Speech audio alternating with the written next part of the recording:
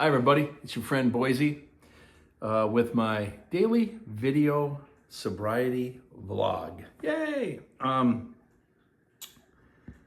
And because I can't keep track, today is 14,255 days of me being sober from drugs and alcohol. 30 years and 10 days, or 468 months and 10 days.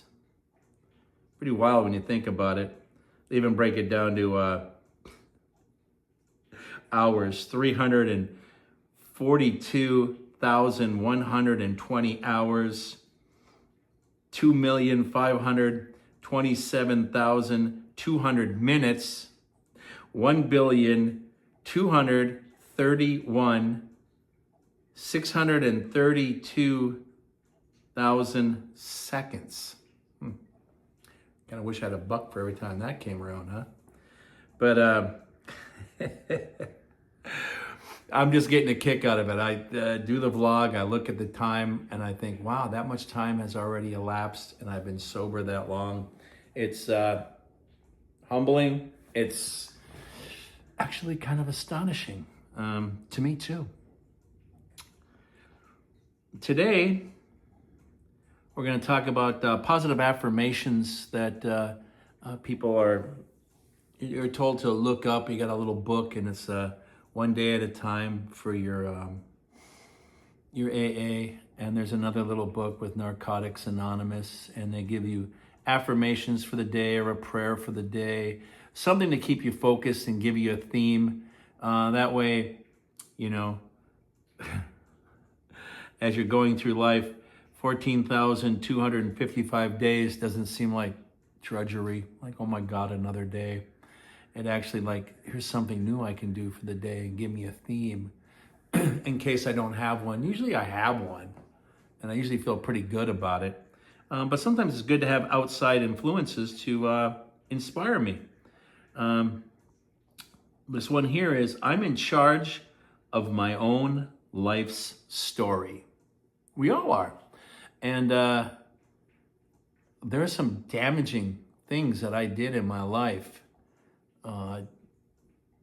Experimenting with drugs and alcohol was kind of a fun little thing. We just thought it was just cute and our way of being a rebel, and just kind of pushing the limits when you're a teenager.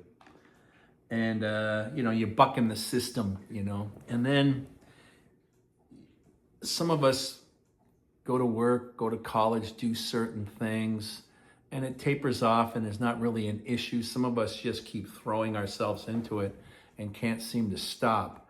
I remember telling my folks that I was going to go to college after I got out of broadcasting school and say, well, I'm just going to take the summer off and I just want to have fun. Long story short, 8 years later, 3 arrests later, and 2-year sentence hanging over my head. Stayed for treatment, which lasted a little under 6 months, and then 2 years of probation. And then warned during that probationary period that if I effed up, I would get another year on top of the 2 years that I was sentenced. So I'd have 3 years, but I wouldn't be in a halfway house or a treatment house. I would be literally in jail, not getting out to work during the day. I would be in jail. And pardon the pun, that's a sobering thought. I thought, I need to have a better way of having fun, but how am I going to do this? How am I going to get a better version of myself? I hated myself. I was embarrassed, humiliated in front of my family and coworkers and people that knew me from high school. Just looked at me like, wow, what a fucking loser. What happened to him? And I always liked music. So, a lot of my heroes, Jim Morrison, a lot of us fatalists that are doing drugs and alcohol love old Jimbo, And I remember in 1980, the Rolling Stone magazine, I always got Rolling Stone magazine, had a picture of Jim, and the book came out, No One Here Gets Out Alive. There's a hint. And it says he's hot, he's sexy, and he's dead. And that's the whole thing, is no one really realized that, take it seriously, like live hard and die young and leave a beautiful memory, unless someone opens your casket and then you look like an old canned ham.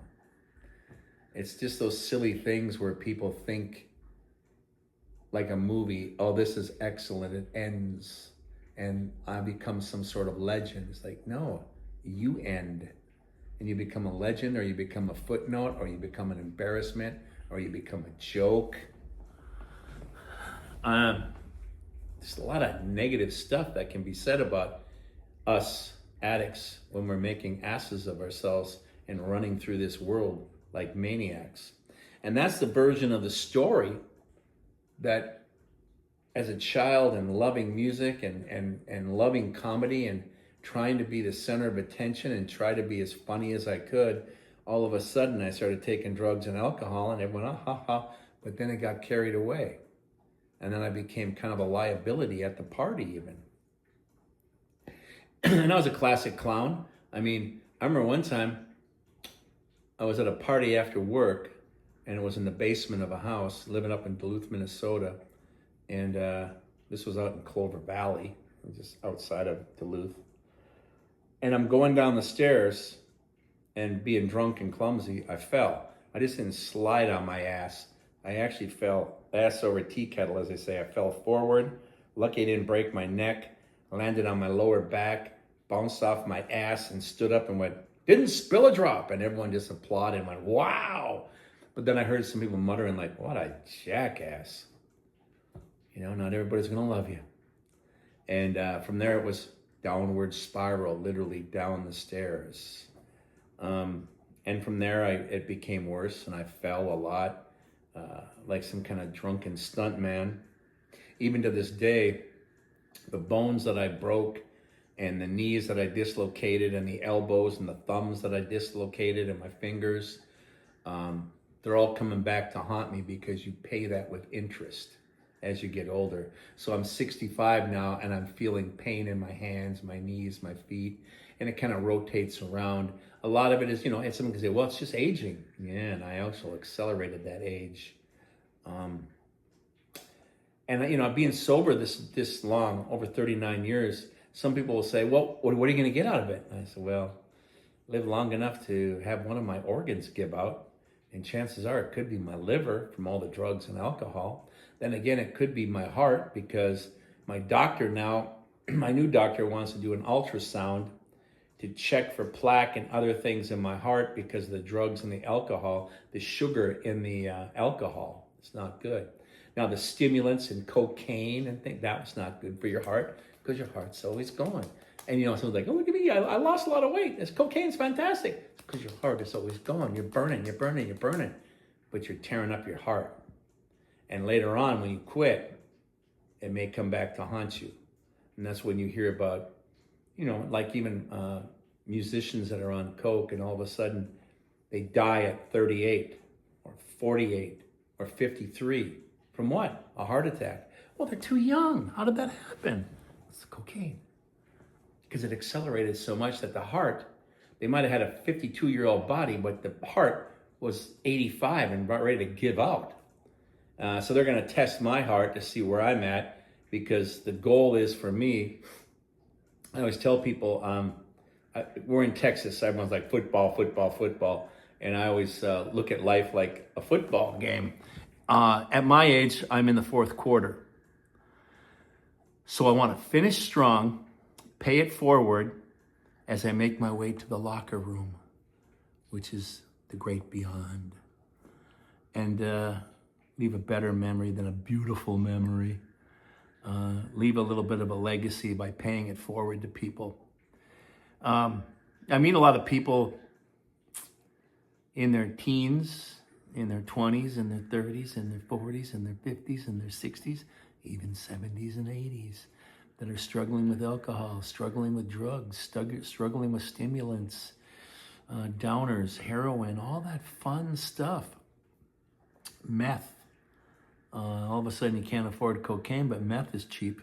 Hey, so is crack cocaine. And people do it because they can't afford that stuff. Some people think, it's like, I know this one girl, she's a server, and she makes $300-400 a night. Well, she thinks she's a rap star like Cardi B. Look at me go, and I can just party all night long. And she's got a child who suffers. She's got a mother who's watching her child while she disappears and does drugs. She has a couple of broken relationships with her baby daddy too. They do drugs too. And it's just not a pretty sight. And she's not even 30 yet, and she's aging rapidly. She keeps it up. By the time she's 35, she'll look older than me. It just takes a toll on you. It just does, especially if you accelerate and do things out of control. And your life just disappears. And so the story of your life becomes that downward spiral. No different than watching a turd circle in the bowl after you flush. That's your life. I mean, to be blunt, that's what it is. You lose everything. You lose your integrity. You lose your job. You lose your status in this world, in your job, with your family. I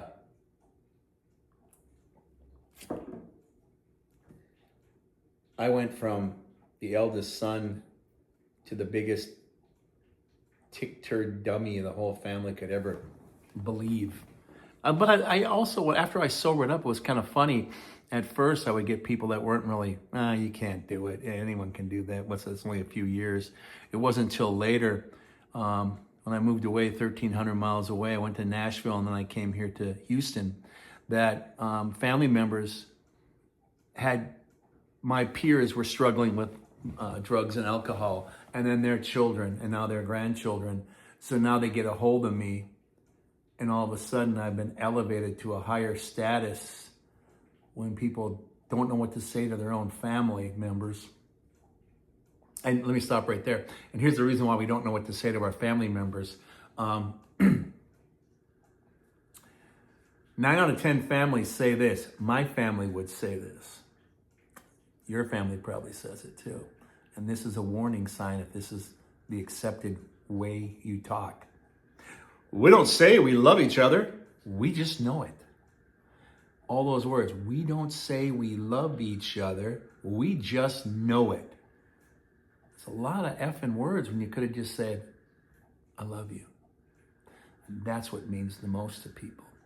And every one of us are damaged children. Some of us really damaged. Some of us have been molested. Some of us have been beaten. Some of us have been horrifically treated. Some of us just been neglected. That hurts too. So it depends on how, everyone's got a rip and a hole in their soul. Some have big gaping ones, but everyone has some sort of tear or some sort of hole. And the way you repair it, you learn through treatment. But even if but say you're not even a drug addict, you're a teetotaler, you sip beer every now and then, or have a few drinks on New Year's, wear a little stupid hat, but you don't get in trouble, you don't beat up your wife, you don't beat your children. You don't lose your job because you went on a 3-day drug bender. No. But you still have issues because you're not communicating. So you still have that ripped hole in your soul and you don't know how to fix it. And it makes you feel bad. And you might not be like me using self-medication, but you find other ways to try to justify your behavior. Sometimes you just might be a bully to someone because you're just trying to make yourself feel like you've been heard or make sure you empower yourself. And the only way you know how to empower yourself is to put someone else under your thumb. Brothers do that to each other. Brothers do it to their sisters. Men do it to their women. Women can do it to their children. And it can be just something subtle. 2 kids come home and one is always the favorite and the other one's not. And the favorite, like, look, mommy, look at the painting look at the drawing I made. Oh, that is so wonderful, Eric. Let me put that on the refrigerator with the magnet. That is so sweet, baby. You're very talented. And then Jimmy goes, I got one too, Mom. Okay. Now, she didn't say anything bad to him, but okay. It's still a slap to his soul in his face. And you're playing favorites in that, and you wonder why later that kid becomes a druggie or a drunk. Or maybe he just grows up to beat his own children because it's his way of hitting his mother back. He's so angry. There's a lot of different dimensions. That's just not a direct line, but there are a lot of different ways when you go through treatment, you find this out. And like going back to my friend who is doing cocaine, she'll say, she has this is a great line. She said, I do bad things and I'm a shit person.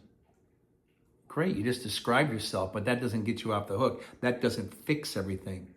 That just identifies where we got to start hunting. You got to start digging deeper. It's going to take a while. You do need therapy. And sometimes this group therapy is a good start. And then sometimes you need yourself to have a therapist or a psychiatrist or a psychologist, someone that can help you sort out your 8-ball cocaine brain. Just because you stop doing the drugs, yeah, I'm all right now. No, you're not. It is no different than having mud all over your clothes. And then you go and you throw them in the laundry and you take a shower and you put on new clothes and you walk out and go, all right, new guy. That's when we're talking about your clothing. But if the mud is on your soul and you're suffering from addiction, it's more than just a shower, more than just a quick scrubbing. It can be really cumbersome. It really can be. And while you're doing it, you're writing the whole story, the new story of yourself. It was funny when I was, I think I was sober like around 8 years or so, and I had a little cousin of mine, Donnie, and he was drinking and having a wild time. And I said, dude, you got to watch it. That's crazy. You got arrested. And that's not cool. What are you talking about, man? I learned it from you. Yeah, because I was the worst in the family. Get it? You wrote the book, dude. Yeah. You didn't read the last chapter where I quit, though, did you? Huh? So it's kind of crazy sometimes the justifications that people use to justify what they're doing. And it can be family members, it could be coworkers, it could be loved ones. It's endless. And you always have to be honest about it. And that's the most important thing. I remember I was watching this, the Karen Carpenter story. And the Louise Fletcher, who played Karen Carpenter's mother in the movie, was also Nurse Ratched from One Flew Over the Goddamn Cuckoo's Nest, if you know what I mean, Chief. So she had that real tone where she'd be like, we're not doing that today, Mr. McMurphy. And she'd be calm, but she's in charge, and she'll put you under her thumb. Well, it was kind of amazing that Richard Carpenter picked her to do that, to play his mother when his mother was still alive. And they showed a scene where anorexia was very new, just like back in the day where Betty Ford clinics and Alcoholics Anonymous was new in the late 70s. It was just new. No one, it's like, what is this? Some kind of voodoo? Where now it's a whole different story. It's evolved into a lifestyle and treatment. But Karen Carpenter is suffering from anorexia. Richard is suffering from pills and addiction because he's trying to fill that hole in his soul as well. His father's there, didn't say much. Mother was always in charge. Mother loved Richard, but Karen was, She was the one that was like, okay, we'll just put it on the refrigerator anyways. And you could argue that Karen was more talented than Richard because of her voice. But the voice is what made the Carpenters what it was. Richard had the musical talent and did the arrangements. So he was no slouch, but he didn't have a voice like his sister. And that was the magic. Now, they're in this setting where it's the first time they're having a treatment setting, and a counselor looks at Karen Carpenter's mother, played by Louise Fletcher, and says, well, your daughter's right here. Why don't you go ahead and tell her what you think? Tell your daughter that you love her. And she just said, we don't talk like that. Everyone just knows it. She didn't yell it. She was like that, just like Nurse Ratched, just real calm but under the thumb. And a lot of families are like that. And that as you're listening to this video, you might be going, oh my God, my family's the same way. Well, that's where you start. That's where you have to dig deep, and you have to try to reach another level where